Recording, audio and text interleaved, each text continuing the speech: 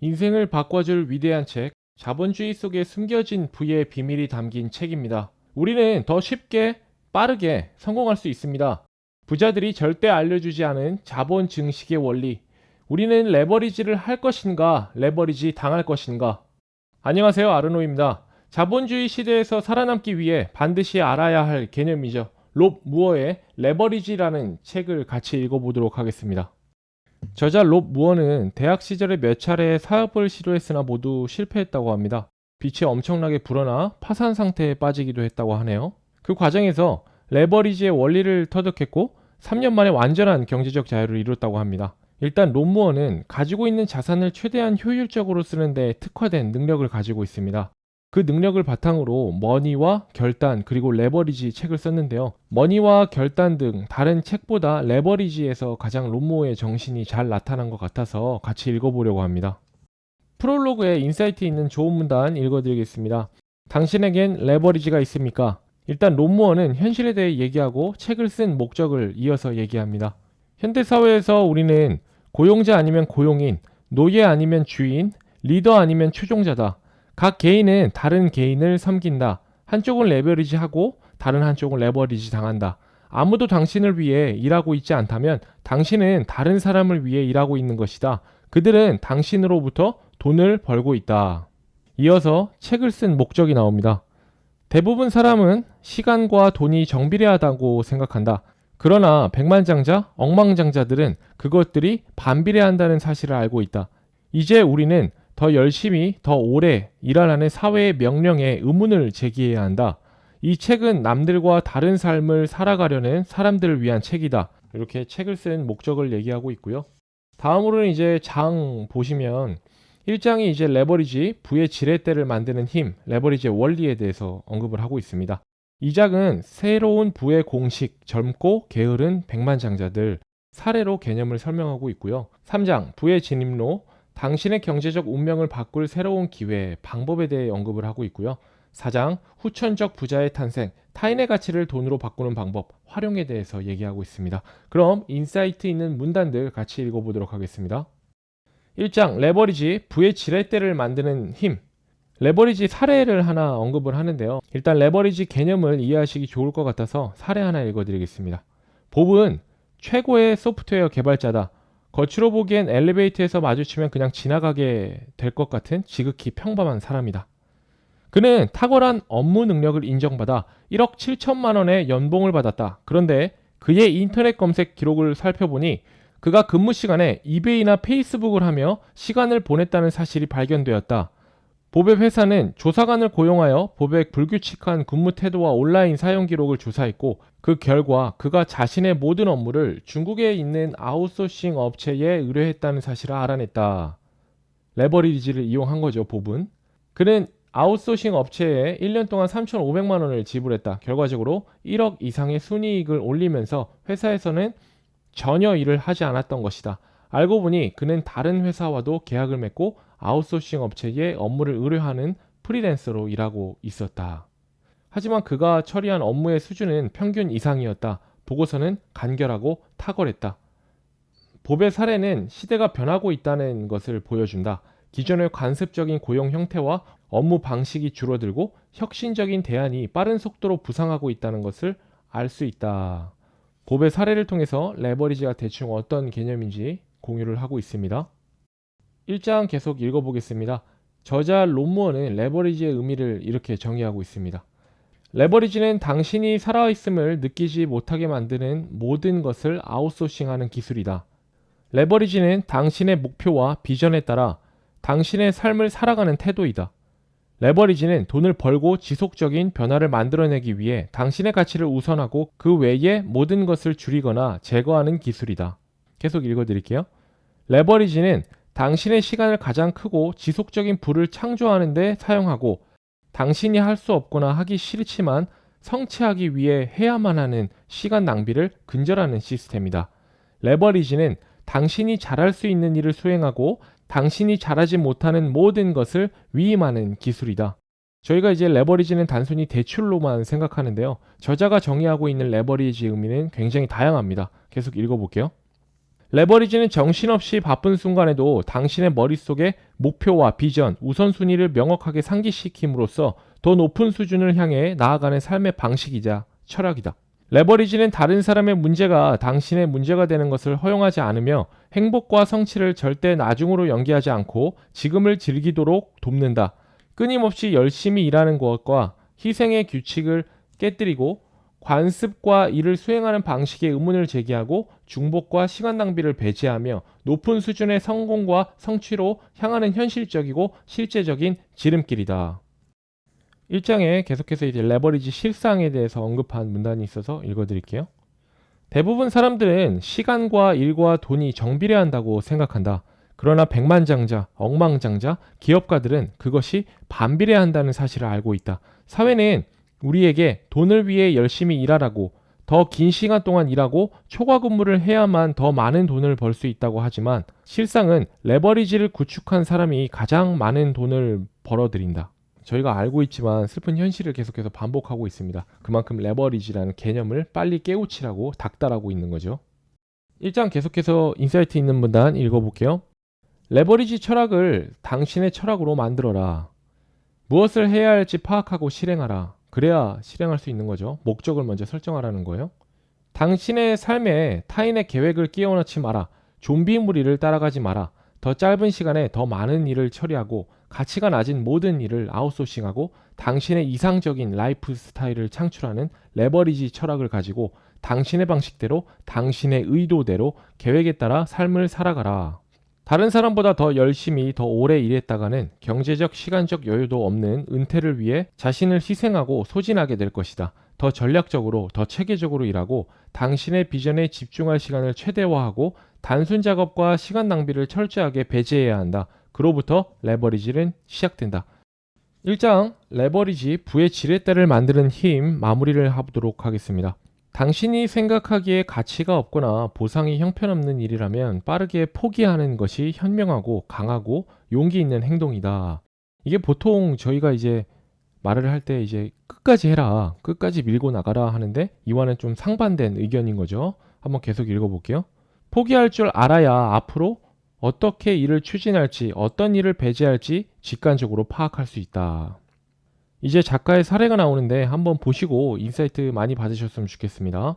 나는 건축학 학사과정을 공부한 지 2주 만에 나와 맞지 않다는 것을 깨달았다. 그런데도 154주 동안 그 공부를 계속했다. 한 번도 만난 적 없는 사람들이 내가 출석하지 않은 것을 보고 포기했다고 생각하는 게 싫었기 때문이다. 이제 저자도 이 레버리지라는 개념을 깨닫기 전에 남의 눈치를 본 거죠. 사실상 그들은 나를 알지도 못했다. 결과적으로 정말 어리석은 짓이었다. 잃어버린 3년뿐 아니라 더 의미 있는 일을 할 수 있는 미래의 시간까지 잃어버렸다. 당신이 싫어하지만 어쩔 수 없이 계속해야 하는 일은 빨리 포기하라. 그래도 안 죽는다. 당신은 지금 당신에게 중요한 목표로부터 한 걸음 떨어진 곳에 있는지 아니면 당신에게 중요하지 않은 목표로부터 떨어져 있는지 알아야 됩니다. 이제 현재의 위치에 대한 파악이 굉장히 중요하다고 계속 언급을 하고 계십니다. 이제 2장입니다. 새로운 부의 공식, 젊고 게으른 백만장자들. 거기서 인사이트 있는 문단들 읽어드리겠습니다. 많은 사람이 최대의 일과 최소의 일과 최대의 결과로 반전되는 효과가 나타나기 직전에 포기해버리기 때문에 위대한 성취의 기회를 눈앞에서 놓쳐버린다. 여기서는 이제 저자가 어떤 레버리지의 효과가 극대화될 때까지 계속해서 지속적으로 하는 행위에 대한 중요성을 언급하고 있습니다. 장기적인 관점으로 보면 모든 일은 뿌리낼 때까지 어느 정도의 시간을 투자해야 한다. 그러나 싹이 나올 때까지 기다리지 못하고 다시 씨를 뿌리고 비료를 주는 과정을 반복하는 사람이 많다. 기다려야 한다는 거죠. 계속 반복적으로 다른 일을 조금씩 하는 게 아니라 이런 과정이 되풀이될수록 복리 효과를 통해 성공할 수 있는 자신의 능력에 대한 자신감을 잃어버리고 의심하게 된다. 효과가 안 나오니까 자기 스스로도 계속 의심하는 거죠. 하룻밤 사이에 성공을 이룬 것처럼 보이는 사람들은 최대의 복리 효과를 위해 뿌리가 깊이 자리 잡을 때까지 시간을 투자한 사람들이다. 워렌 버핏의 말은 복리 효과를 완벽하게 요약한다. 그에게 어떻게 부자 되었는지 묻자 이렇게 답했다고 한다. 최고의 기회가 있는 미국에 살았고 좋은 유전자를 물려받아 오래 살았고 이자를 복리로 누렸기 때문입니다. 결국 시간을 많이 투자할수록 그 행위에 대해서 익숙해지고 처음 달성하는 그 시간보다는 훨씬 목표를 달성하는데 훨씬 더 적은 시간이 쓰인다는 거죠. 계속해서 2장 읽어보겠습니다. 일과를 끝내고 자신에게 내가 정말 의미 있는 일을 했는가라고 물었을 때 아니다라는 답이 나오면 당신은 인류에게 주어진 가장 큰 선물이자 가장 귀중한 자원인 시간을 낭비한 것이다. 시간은 천천히 소멸하면서 우리를 지나치는 가장 귀중한 자원이다. 이제 저자 롬무어는요, 이 레버리지 개념을 저희 자산뿐만 아니라 저희가 익히 알고 있는 자산은 뭐 부동산, 주식 이런 거 있잖아요. 근데 계속해서 우리의 자산 중에 하나가 시간이라고 말하고 있습니다. 그래서 시간 관리를 정말 잘 하라고, 그게 레버리지의 기본이라고 계속해서 언급을 하고 계시는데요. 시간 관리로 표현되는 삶의 관리는 당신의 성과와 이익을 최대화하기 위해 자본, 아이디어, 정보, 시스템과 같은 자산들을 레버리지하고 시간을 최대한 적게 소진하여 최고의 가치에 최대한 투자를 하는 것을 의미한다.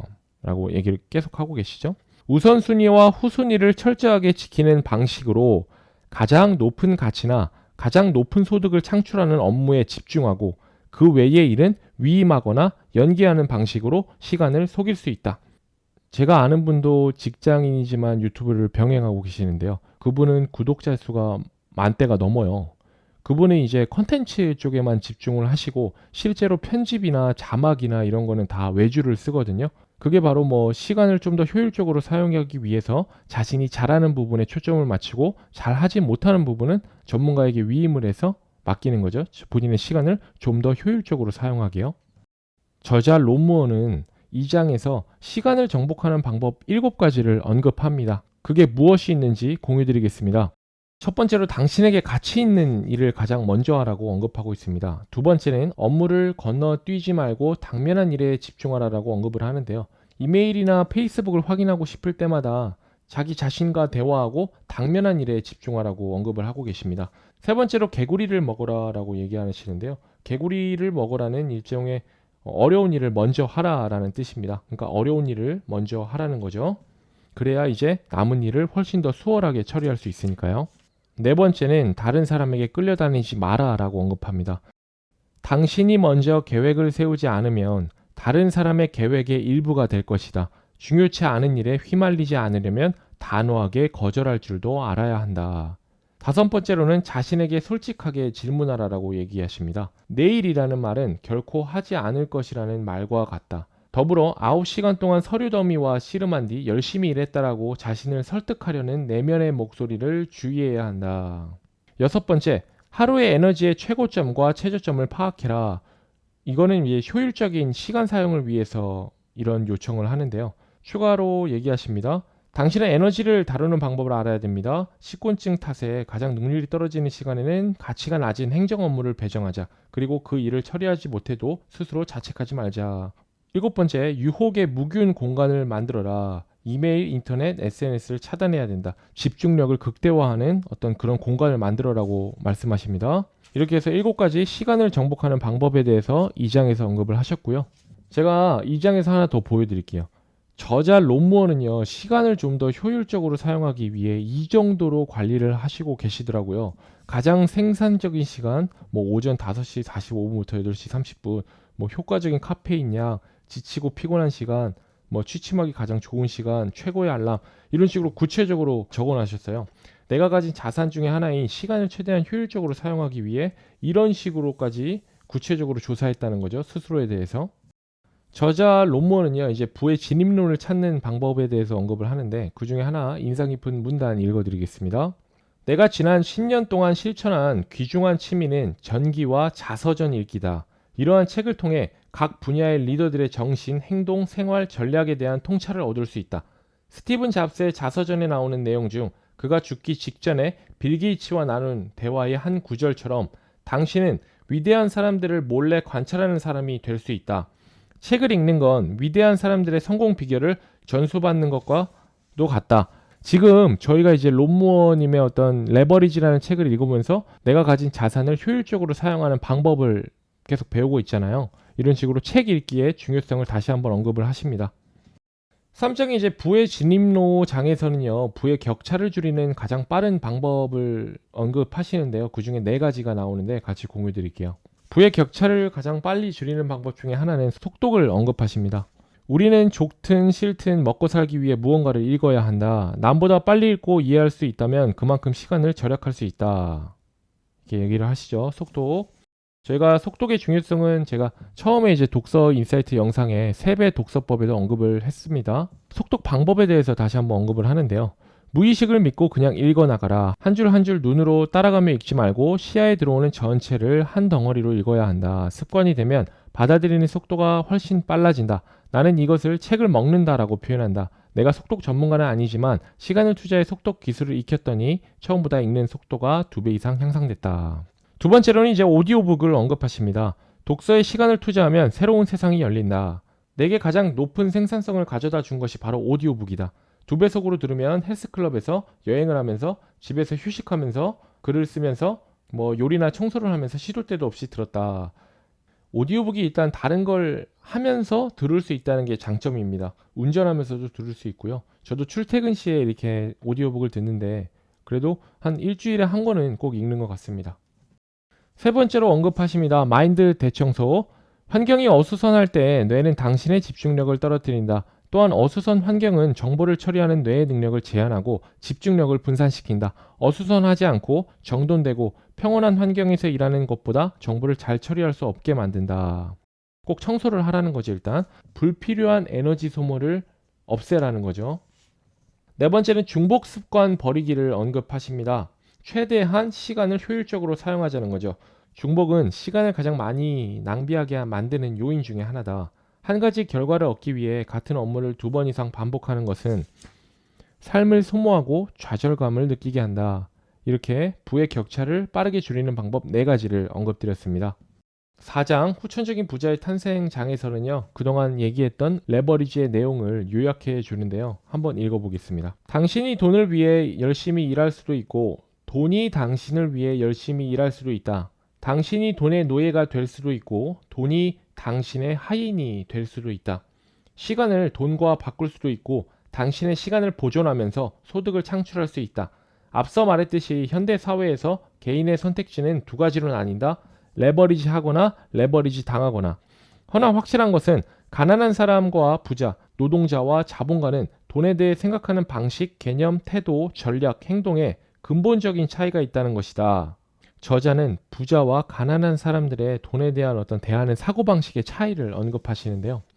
일단 가난한 사람들은 돈을 벌려면 열심히 일해야 된다. 돈을 버는 것은 힘든 일이다.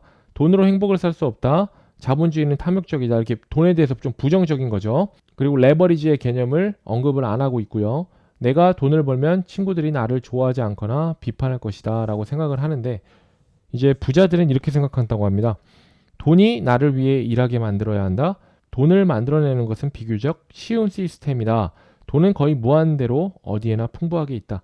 일단 돈에 대해 되게 긍정적인 사고를 가지고 있죠. 그리고 레버리지 개념도 이용하고 있고요. 돈은 병을 치료하고 자선을 베풀 수 있게 하면 시간을 되돌려준다. 돈은 사람을 행복하게 만든다. 진정한 친구라면 더불어 성장할 것이고 아니면 떠나도 상관없다. 이제 마지막 문단을 읽어보겠는데요. 레버리지에 대해서 저자가 마무리를 하고 있습니다. 백만장자들이 돈이 많기 때문에 레버리지가 가능하다고 생각할 수 있지만 그들은 부유하지 않았던 과거에도 자신의 시간에 매우 높은 가치를 부여하고 소득 창출 업무를 제외한 나머지 일들을 레버리지했기 때문에 백만장자가 된 것입니다. 저자 롬무어는요. 레버리지 개념을 알았기 때문에 부자가 됐다고 언급하십니다. 부자가 됐기 때문에 레버리지 개념을 안 게 아니라 레버리지 개념을 먼저 알았다는 거죠. 이제 당신도 삶을 낭비하는 일들을 하나씩 제거해야 한다. 레버리지를 사치로 생각하지 말고 반드시 해야 할 일로 생각하라. 이렇게 마무리를 했습니다. 이제 보시는 분들도 레버리지의 의미를 더 잘 이해하시고 이 개념을 이용해서 가지고 계신 자원을 보다 효율적으로 잘 이용하며 자본주의 시대에서 사시면 좋겠습니다. 다음에도 좋은 인사이트 있는 책들 같이 읽어보도록 하겠습니다. 감사합니다.